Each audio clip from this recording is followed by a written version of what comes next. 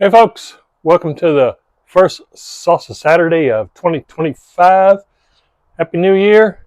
And I've got kind of a semi-homemade salsa today. I actually found this at Walmart today, and it was in the oddest place. I was looking to get some bins, some storage bins for my office, and these were hanging on the end cap.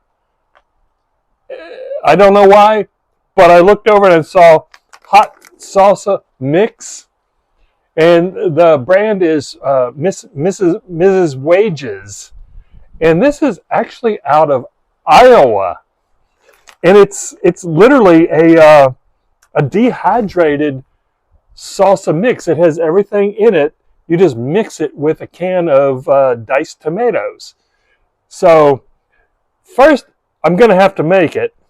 And then, so I'll show you how I made it, and then I'll give it a taste test, and we'll see how it is. Here's how I made it. Okay, here's the Mrs. Wages salsa mix, and the recipe calls for using this entire 4-ounce bag of mix with 6 of these cans of the petite diced tomatoes. So I've kind of pared this down to what sounds right to me. So I've got 1 can of the petite diced tomatoes, 1 teaspoon of lime juice. They call for vinegar, but I don't like vinegar in salsa. And then this is a heaping tablespoon of the salsa mix. So let me get this mixed up, and the whisk is the wrong tool for the job, so let's get a spoon. Yep, much easier. Now the recipe calls for bringing this to a boil and let it simmer for 10 minutes.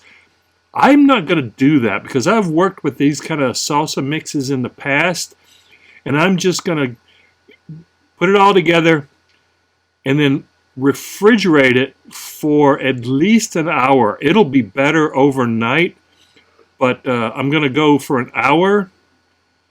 It looks and smells pretty good. It should come together in about an hour, and then I'll give it a taste, and we'll see. So stay tuned. Okay, like I said, I didn't want to cook this. It does say to cook it, but I've dealt with these kind of things in the past, and they rehydrate on their own, given at least an hour or overnight for the best.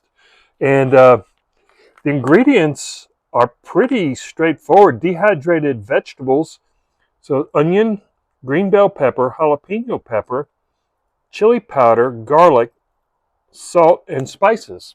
Pretty straightforward. Then you just add the tomatoes, and they suggest vinegar, but like I said, I use lime juice. So this is what it looks like. And I knew this was going to be pretty chunky. I will actually run this through a food processor later because I like it a little thinner, but I wanted to keep this intact to show you. Boy, I can smell the garlic from here. Okay, let's give it a taste.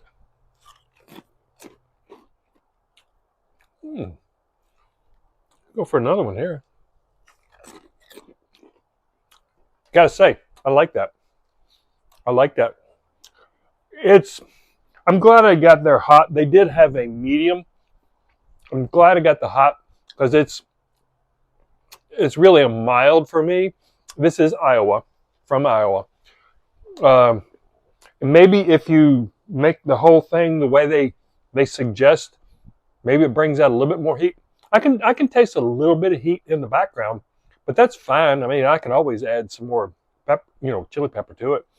But the flavor is there. The flavor is really good, and I'm really glad I used that lime juice instead of vinegar because I can taste that subtleness of the lime juice, and I would rather have that flavor than vinegar.